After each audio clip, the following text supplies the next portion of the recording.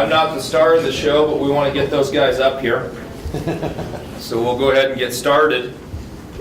I'm Eric Tangadal. I'm the IT director for the School of Business. And I'm hosting tonight. We'll have 4 presenters, but I wanted to start off and see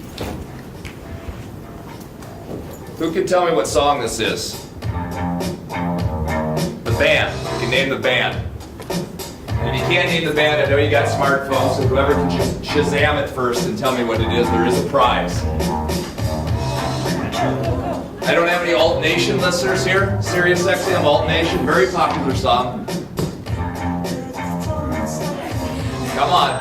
Come on. I'm surprised it's not your favorite, Alex.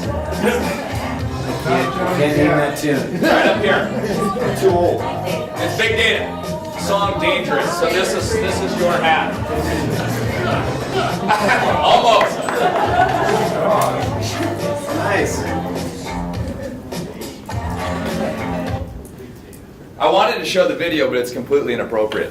So we won't be doing that. It's a video about a band. They're very popular. They're played a bunch on the radio. In this video, they're trying to sell these shoes that actually say Big Data on them, and they're doing a pitch to a group. So I thought I'd throw this up. This came across my Facebook the other day, and I thought it was appropriate because I wanted to ask. I've been asked about 4 or 5 times this week, what is big data? Define big data. What's it all about? John and I had the discussion. He's like, I don't think my stuff is big data. What is big data? So we've definitely probably overused the term. So I wanted to see if we could get by the hype of what it is. So I decided I'd simplify, and it helped me to go around and talk to all these presenters of what we were trying to do here. So basically now we can collect, download, stream more data than we've ever been able to before. So we've got access to incredible amounts of data. The volume and the speed that the data is being created, downloaded at, is creating a lot of new problems. I mean, you think about if it's just a huge corporation that's trying to solve a big data problem versus you just can't get in Excel anymore. All of a sudden, Notepad doesn't allow you to put all that information in Notepad. You've got big data problems, and you've got to find a new solution, whether you're going to use a new tool out there, a new application to try to solve what's going on with that. And finally, we have access to computing power that's allowing us to sort through this data to be able to find the relevant information, be able to find what's important to our company, what's important to security, what's important to the problem we're trying to solve. So one of the things with that you can think of is the cost to entering this is way cheaper. And the gentleman that gave the big data, John Wagner, talked about Dan Wagner, yeah. I got them, the two of them mixed together, talked about how cheap it is now to get an instant spinning up on Amazon Web Services that gives you access to completely scalable computing resources for probably maxing out your credit card in college, where before it would have been hundreds of thousands, if not millions of dollars to get access to that computing power. So now, as small businesses and individuals and entrepreneurs, we've got the ability to solve problems that we could never solve before. So what we've done tonight is we wanted to showcase some of the things that are going on campus, these people that are solving new problems, the tools they're using to do it, and how they're going about it. So like I said, I'm not the star of the show. We've got some people doing some amazing stuff on campus, highlighting the research, the students, the classes that are going on. First of all, we'll have, what I really like is the involvement that the representatives of Montana, and we are very honored to have Mayor Engen here to start us off with a presentation, to be followed by a few of the other Montana representatives have come with a statement as well. And then following that, we'll go through these presentations, of which I'll introduce each one of the individuals, give them a chance to get their presentation set up and get going. But I'll introduce each one and kind of talk about what's going on in terms of classes and research across campus. And then finally, I hope that all of you can join us on the second floor in the Guyanchetta Piazza for a reception following this. So with that, Mayor Engen. Thank you very much, Eric. I hope to have a piazza named for me. You should have a piazza. What do you have to, yeah? Oh, there are a few things named for me already. It's not good, however. Well, thank you very much, Eric. Thanks. I'll be mercifully brief because you're all smarter than me and you have more things to learn. But I will tell you that we're excited about Big Data Week, and we're certainly excited here in Missoula about the Big Data Alliance, simply because, as Eric suggested, we have folks from a lot of sectors now coming together to solve problems. And not only do problems get solved, but in many cases that problem solving involves smart people working together and commerce ensues. So we're solving problems and somebody might be making a buck or two, and we might have a good job and someone who can be a fully realized citizen in our community as a product of all of that activity. And I don't think it gets much better than that. So I'm glad that you're all here participating, and I'm glad that we're in good company here. During Big Data Week, we've got, Councilwoman Koppel was telling me we're in the company of Zurich and Chicago and some part of East Missoula is my understanding as well. So it's spread all around. So we celebrate this evening Big Data and all that that means, but it doesn't mean much without people. So I'm glad people are here to make it happen. Thank you very much. I am here in person. Apparently senators and representatives couldn't be bothered, but is that correct? Apparently. Yes. So representing Senator Tester this evening, my friend Deb Franson. I'm just teasing. John's over.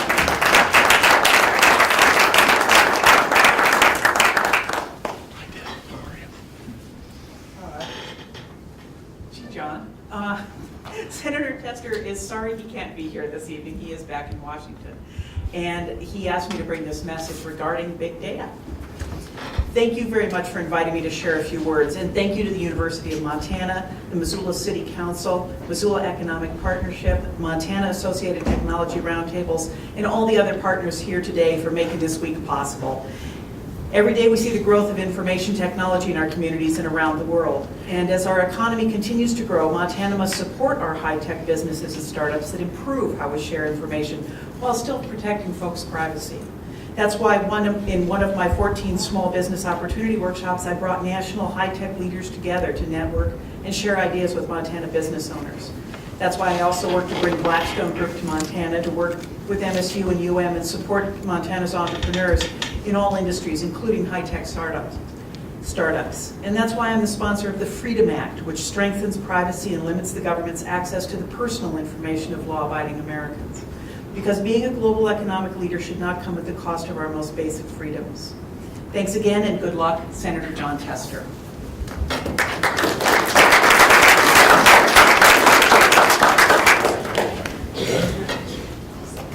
I'm a reporter, and I'm here from Senator Walsh's office. He also could not make it today. He's back in DC. And he sent me with a message. Friends, I want to thank the University of Montana for hosting today's event in conjunction with Big Data Week. The telecommunications industry is steadily becoming a larger piece of Montana's economy, as businesses around the country appreciate the quality of life we have found here in Montana and identify the qualified high-tech workforce we have to offer. We can expect to see IT firms locate here. The University of Montana is helping to develop Montana's tech-based economy through its Big Data Science Initiative, while the School of Business is expanding its big data offerings to ensure that graduates are prepared to meet industry needs wherever they work. I'm excited that many graduate-turned entrepreneurs are choosing to start their businesses right here in Montana. However, we must work together with groups like Missoula Economic Partnership and Bitterroot Economic Development to make sure we are expanding or enhancing IT infrastructure throughout the state. There are still too many Montana communities that do not have necessary tech equipment. And as more high-tech industry relocates to Montana, we must make sure we have the predictable environment and the infrastructure necessary to be successful. As a member of both the Agriculture and Commerce Committees, which oversee the telecommunications industries, I will work to ensure the communities in Montana have the access to high-speed broadband. After all, we are going to ask top businesses to locate here. We need to ensure they have access to top infrastructure. I look forward to working with you, and keep up the great work. Sincerely, John Walsh.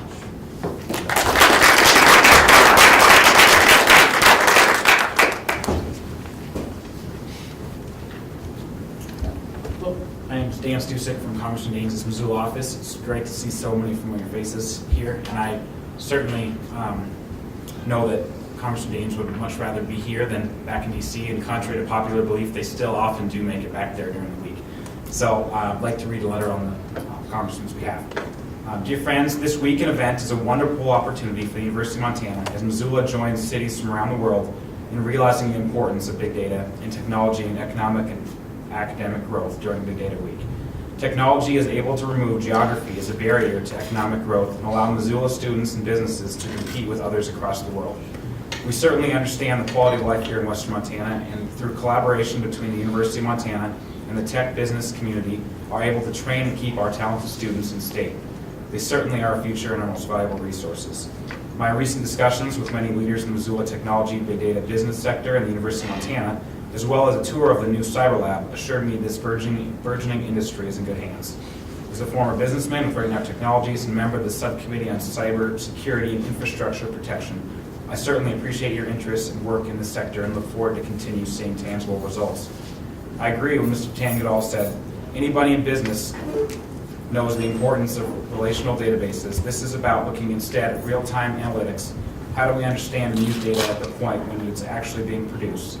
That is a question with applications across industries. Students here are exposed to very good cutting-edge content and curriculum and learn a skill that's highly employable in today's environment.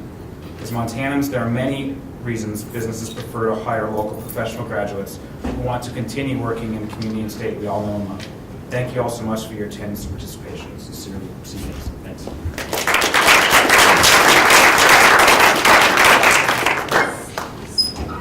So Russell and Sam, I'll let you guys come down and start getting set up here.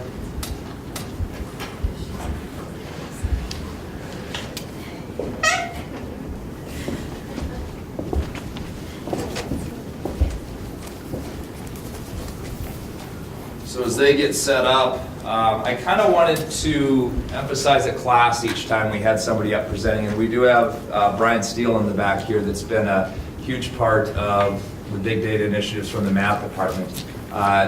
He's the professor that these guys worked on in the class called Big Data Projects, and that's what these guys worked on.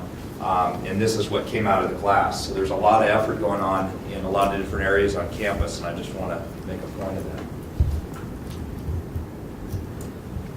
We were definitely just one group of many in this class, and our problem was looking at pain, and mainly how pain affects participation with people with disabilities in the Missoula area. He's Russell, I'm Sam, and today that's essentially what we had a clip. Yeah, right on the other side. Thank you. Cool. There we go. That's going to be easier. We've got a laser pointer now, too. Oh, nice. There we go. So yeah, today we're going to be kind of trying to tease out what effects, if any, does pain have on your level of participation. And also, to begin with, we're going to give you a brief overview of what big data is. And then we're going to go in, talk about the data set that we use that was given to us through the ecological momentary assessment, the EMA data. And then we're going to talk about the next steps. Those next three, the linear analysis, the Chernoff faces, the PCA and pain levels, along with the Weka Toolkit, are all kind of tools we kind of use to explore this data set and try to tease out some interpretations, kind of what pain does to people and how it affects them.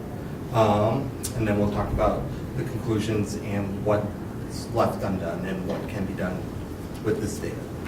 So first, Russell's going to talk about So I think Eric did a good job of sort of giving a very high overview of what big data is. For us, we like to think of it as this data sets that are too large or complex to manipulate or interrogate with standard methods or tools. And there's a question as to why are we talking about it today as opposed to 5 years ago or any other point in history. And it's that we're now at a point in technology that we actually have the ability to assemble data sets that are that large that we can't actually process them with standard workstations anymore. And so this is a very important concept, and obviously this is an emerging field. I think that's why we have so many political representatives here today to explore this. And so this is really wonderful. And so some examples of it are the stock data. So for instance, this is about a month of Google stock data. I'm sorry, Sam, this is your... Go for it. Okay. At any rate, this is about a month of Google data, and if you can see there's about 7 columns here. There's actually 7. And that would be 7 dimensions of the data, but this doesn't include like trends over time or anything else. And so you can imagine this data set becomes much more complex dimensionally over time if you include other factors. This is, again, just roughly 1 month of day-to-day prices, and this is one stock. Imagine applying this across all markets and, you know, at an hourly rate or a minute rate. It becomes a very big challenge. There's another example at this Sloan Digital Sky Survey. Do you want to talk about that? Yeah, sure. So astronomical data is another example where big data is starting to come into play. The Sloan Digital Sky Survey, which is a telescope that was built in, I think, Arizona, New Mexico, sorry, in 2000, it collected more data within the first week of its operation than was ever collected before that time in the history of astronomy. So we have this problem of just a huge amount of data that's being collected, or we're able to collect all this data, we're able to process it, we just don't quite know how yet, is kind of more of where the problem's coming from. And then we have some sensor streams data that Russell's got. Yeah, for instance, the new 787 Dreamliner, I'm sure everyone's heard about it, it collects about a half a terabyte or about 500 gigabytes of data in a 6-hour flight. And for perspective, about 1 hour of HD video with the audio track is about a gigabyte. So that's about 500 hours of video, which is days and days of video in just one airline flight. Another example is this point of sale data, which is, you think about your like Safeway club card or something, that's a unique identifier, it's your phone number. And that says that you bought these items at this store and when. And then imagine everyone, you know, purchasing these things together. That pulls into this enormous data set that builds very quickly, especially when there's 24-hour stores. There we go. So this comes on to our data set. Our data is the EMA data. It is big data. It's not big data in the sense of we're looking at terabytes. You know, we're not looking at these huge amounts of data. We're not looking at the terabytes. We're not looking at gigabytes of data. But we are looking at huge dimensionality. So first, let me give you a quick overview of what the EM data kind of came from. It first was a mass survey sent out to Missoula households, 10,000 of them to be exact. And then from this survey, if they answered yes to one of the 6 disability screeners, these disabilities were like, do you need a wheelchair? Do you have back problems? Something like that. If they answered that, and then also sent back a postcard and said that they're willing to participate in further studies, they were given into the subset. And from the subset, there was 149 of these people that were later reduced down to 123 participants in our survey because of age discrimination, because we didn't want people over 65, especially when you're looking at participation. One second. This is actually a screenshot of what our data set looks like if you display it in a text editor. You can see this incredible dimensionality to it and the number of rows that you can't even see individual numbers at this point. This is literally what we can see on our screen with somewhat better resolution. Yes. So then, once we got down to these 123 candidates, what they were trained to do is use a mobile device like this. This is actually a Samsung Galaxy that was kind of manipulated just to come up with a questionnaire 6 times a day. Roughly every 2 hours, it was a little bit more or less because it was randomized for a 2-week period, where they had to answer questions such as, how much pain are you in? How well did you sleep? What kind of barriers are you facing? Are you not wanting to go outside because the smog is too bad? Or something, questions as that. Along with, they have to answer a preliminary questionnaire asking about demographic, like how old are you employed? How much of access to transportation do you have? And from this, we finally got the whole data set of 123 rows, which are all the participants, that had 4,861 columns, which are kind of all the questions, the demographics, and every time they answered a question with the cell phone device, which led to a total data points of about 600,000. This is a huge problem when you're trying to tease out what affects what, because you have 600,000 points where somebody could have answered at any given time. And so it's not very clear, so we needed to reduce the row form down somehow. Want to talk about the... Yeah. So going back to our definition, it's really about the high dimensional complexity of our data that makes it a big data problem, not necessarily the many gigabytes and terabytes, but it's that there's so many dimensions that you can consider across this. And so this image over here, we see that there's a idea that you could have 10 positions in this row, sort of like the numbers 1 through 10. But then if you have a 2D system like that, you'd have 100 positions you could answer. You turn it into 3D, you'd have 1,000 positions. It's called the curse of dimensionality, and it's common in computer science and statistics. And so our data set applies to this sort of idea of big data because of the dimensionality of the problem, which makes it difficult to apply traditional analysis techniques to it directly. And so a lot of our time was spent subsetting our data out and devising new data sets to perform our analysis, so we didn't have to load the entire data set into memory. We'd be able to load just a specific portion of it that answers specific questions while we were looking at it. So, to start, just to reiterate what our goal was, is to investigate the relationship between pain and participation. The problem is our data set did not have a specific thing that says, are you participating? It had tons of demographic information, tons of times that it had to answer question, but these are people with disabilities. We didn't have something for participation. It's hard to say that if you're shopping, you could be participating because you have a severe disability. So the best proxy that we could use is whether you're home or away. If you were at home, you weren't participating. If you're away, you are participating. Not a perfect measure. You could be at home working, and under our data set, you'd be considered not participating.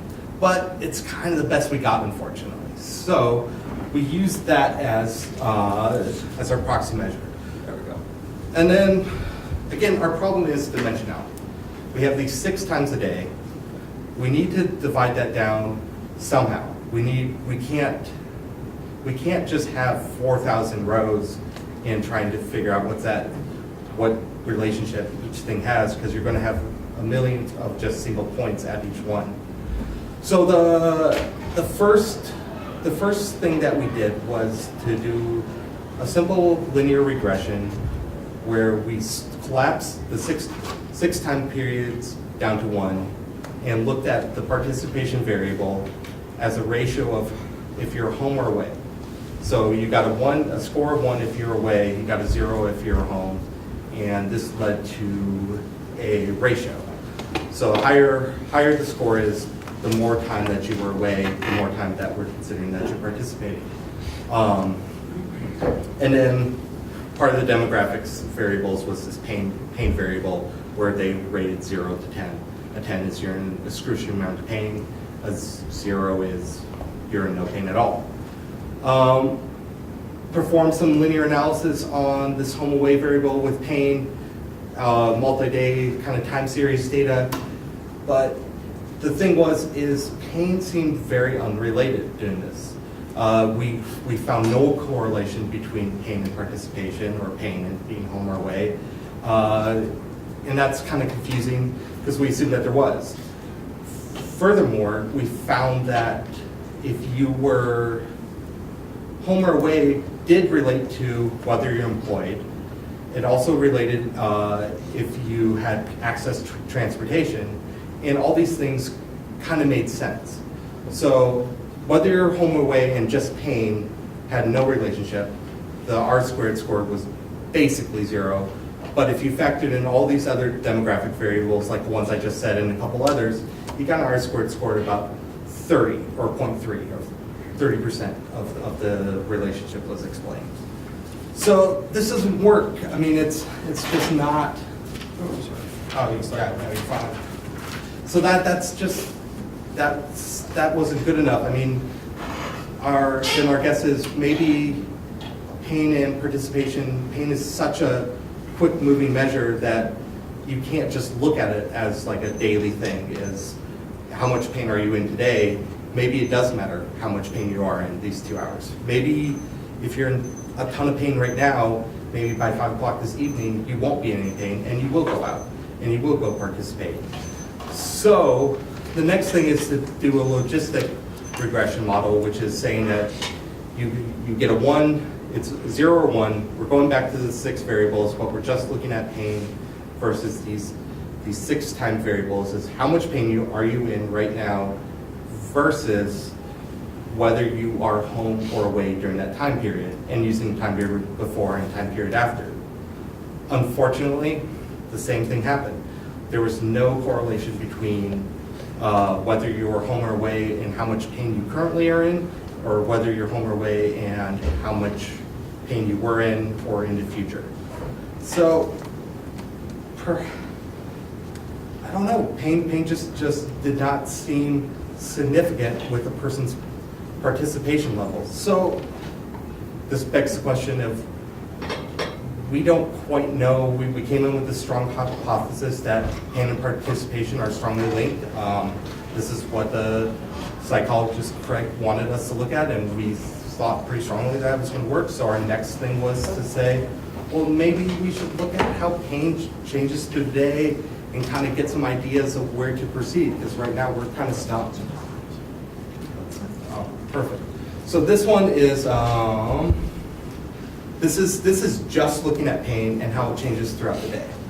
What we have here is the starting pain level is this down here. It's actually an intercept. So you see over here the 0 point.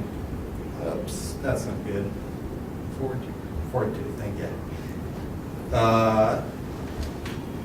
Doesn't make any sense that people are in negative pain, but these are intercepts, so it means that they start off in very little pain, and then got into more pain later on, is the only way how that works.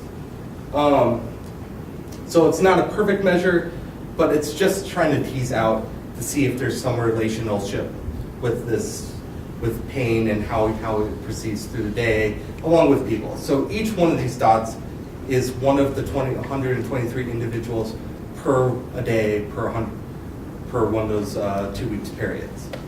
So that's, but it looks like there might be a slight negative trend, except for you look at the idea that if you start in high pain, it's most likely going to go downhill from there.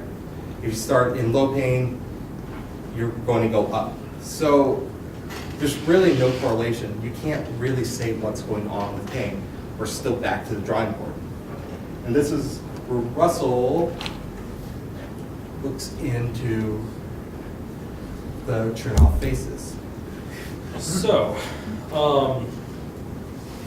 Chernoff faces were developed by Herman Chernoff in 1973 as a way of presenting multidimensional data in an easy way to be understood by human beings.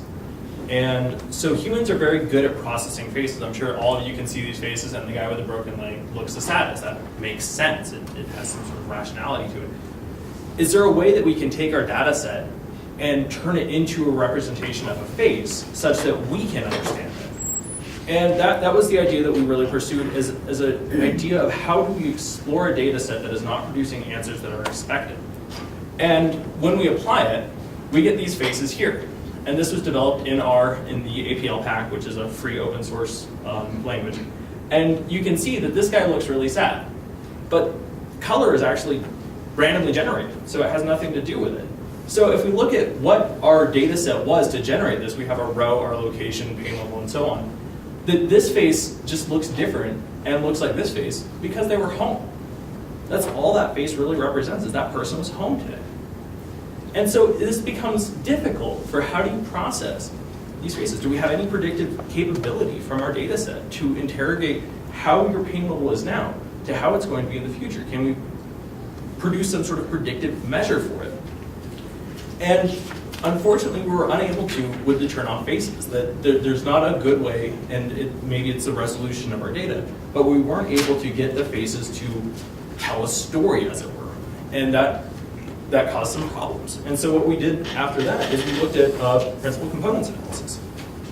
So this is a principal components analysis of basically a lot of pain dimensions. There was about 6 dimensions shoved into here. And principal components analysis, or PCA, seeks to find the axes of greatest variation within the data and creates them from the existing dimensions in the data and reduces them down. So this is a high dimensional data set that's been reduced to 2 dimensions. And we have this wonderful structure in it. We have this sort of column nature as well as these rows. So what do those things mean? And that you're not told this story automatically through exploring the data. So if we colorize the data by pain level, we get this, which is remarkable. This is actually the lowest pain. I ran out of colors and I didn't know what was better than green, so I put a 1 as that. Salmon, if you all are curious. So anyway, we actually have 1, 2, 3, up to 10. And so we actually get this really good colorization of data points by pain level. But we still can't explain this sort of horizontal striping. And if we explore this same PCA, except in the 3 principal components rather than 2, we get these. They look better on the computer, I promise. So you can see how the data doesn't have mixed points. There's not something covering something else up. They're all very well segregated. And yet, this doesn't really make it clear why there's that horizontal row nature to it. And we've tried a number of things for it, but we weren't able to definitively answer what those rows mean. Sorry, I got ahead of myself here. So what we did at that point is that we applied we sent our data through the Weka processing, or the Weka Toolkit, which is a free open source software that is a collection of machine learning algorithms that can take your data and basically perform predictions. And this allows researchers to interrogate data sets with machine learning algorithms very quickly without having to develop their own algorithms. And when we applied specifically a k-nearest neighbor algorithm, which is a sort of lazy classification system, we got about 70% of our data to be classified accurately. However, when we explored our data a little bit more, about 84% of our data fell into 2 of the 4 classes, and so the tool was really just predicting those 2 classes and getting it right most of the time, which there's some sort of structural bias in the data that we hadn't been able to correct for as of yet. And that really brings us to the conclusions that we were able to find from this data set at this point in time.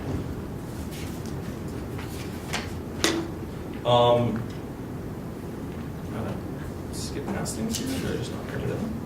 Oh, there we go. Okay. So there is a hidden structure in the PCA, and we're able to see that. It's clearly there without us being able to understand what it is. There is something that's worth investigating in that data set. And we're able to determine that your current location, either in a day-to-day prediction or in an intraday prediction, isn't able to predict your pain level in the future, which is another interesting thing, because we've assumed that you're out hiking and you're going to feel sore later or something along those lines. But we don't see it from the data we have. So the future direction is to apply more machine learning approaches and correct for the bias by equalizing the sort of class representation in the data, as well as I think it's reasonable to assume that you can predict a future pain level off of existing information. That we have an intuitive understanding that if I do, any intensive labor or something, that you'll be sore later. So there should be some sort of predictive nature to it without, and we're not able to find that now as of yet, but it seems intuitive that it should be there and merits further investigation. We'd like to thank Brian and Craig for producing the data, as well as their amount of support and wisdom in this endeavor that we thank you. And at that, we'll open it up to questions.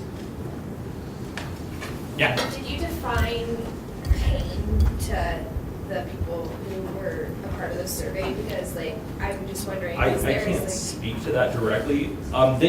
They had a sliding scale on their smartphone thing that actually you had the choice of 0 through 10 for your pain level. And we were told that they were all prepped, this is what this means, this is what the 0 means, this is what 1 means. All right, so I was just wondering, if there's there could be someone who is, I'm assuming they're in pain, maybe they're just fatigued and don't Well, fatigue is actually one of the, we didn't mention it, but fatigue is actually one of the questions that they're also asked is, are you fatigued, are you stressed, are you depressed?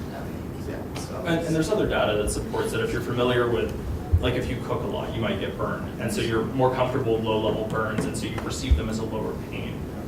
So there's that affects your perception of pain, as well as how much you catastrophize the pain you're in. Is it really as bad as you think it is?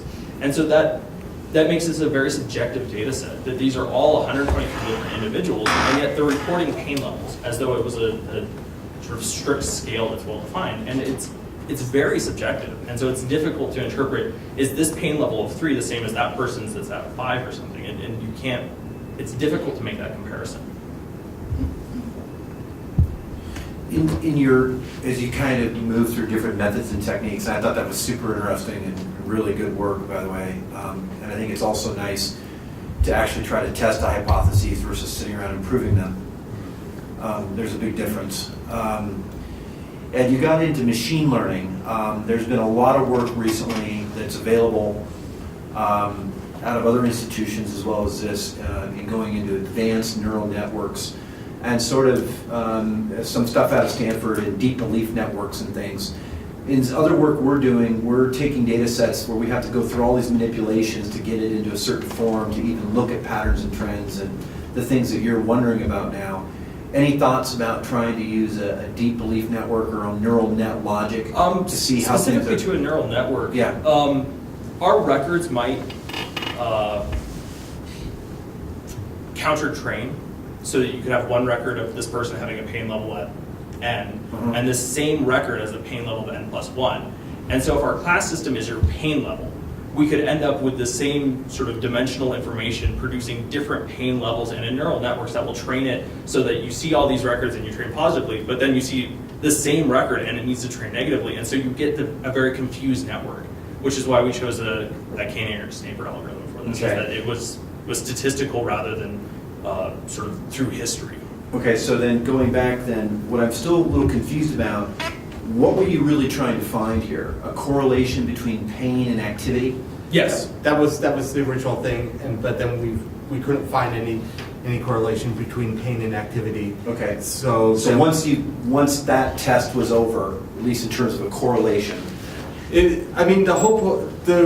always the hope was that it wouldn't be over, but it kind of was over. Well, it's suspended for now. Yeah. We don't have to make a determination. So then what ended up happening is what leads to these pain? Like why are these people in pain? Like, can we predict this? I mean, that was always the goal. Number one is can we predict pain? Can we help people predict pain to tell them, like, maybe you should go home now, you're going to be in a lot of pain.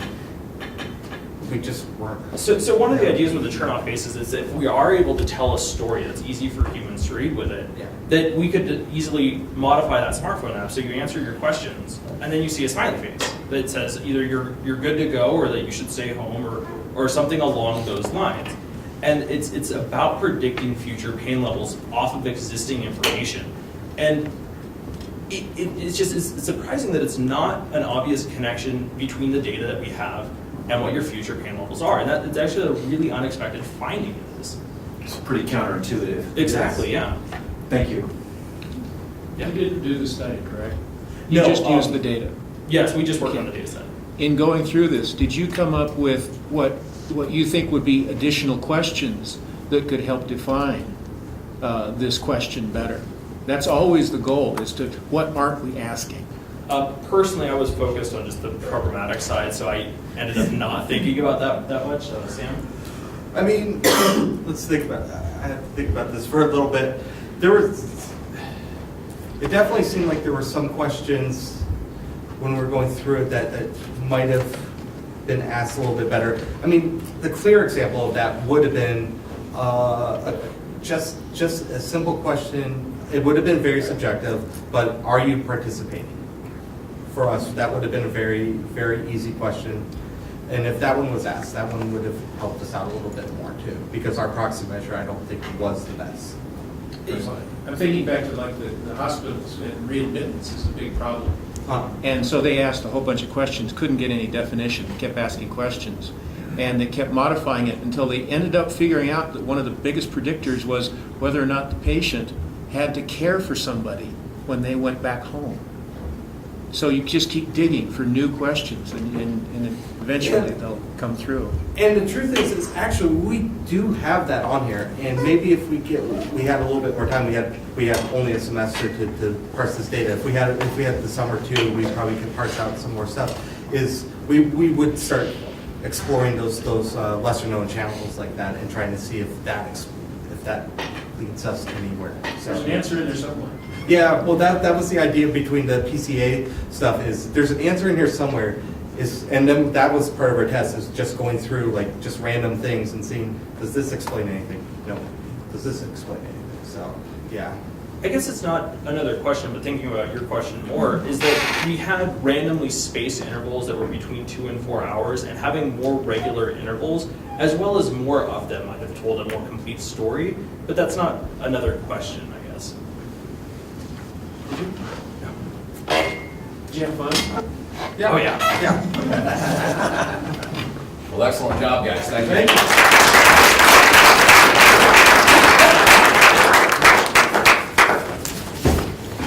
Joel?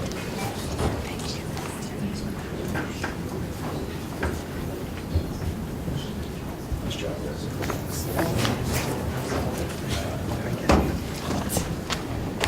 So I was excited to have Dr. Joel Henry participate because Joel was actually my outside thesis advisor for my master's degree. I decided that I jumped into something entirely too complex in terms of computer and computer science, and I'd better find somebody on my side that knew more than I did. So he was a great help then. And this summer, Joel's going to be teaching a class about, I believe, about the topic you're talking about too, isn't it, Joel? Yes, it is. Yeah. So, and it's open to both, it's basically looking at e-discovery of law data and how that applies to basically a big data problem with that. But this class will be open to law students and to business students, and I think anybody on campus that wants to take it. But another example of a class where we're exploring big data in terms of another field of study on campus. So we'll let these guys get set up, and the floor is yours. I just